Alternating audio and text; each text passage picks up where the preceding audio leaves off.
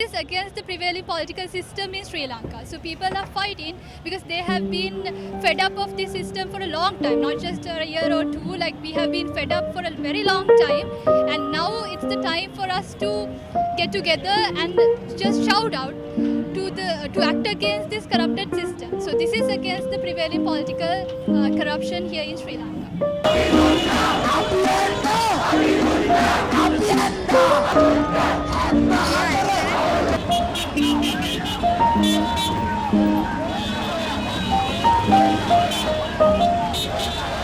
Sri Lanka, and honestly the reason why I'm here protesting anyway is because I'm just at the government, and I think the fact that it is very much an economic problem as well, which has been certainly building up over time, is why this Colombo middle class bracket is out and is protesting so hard.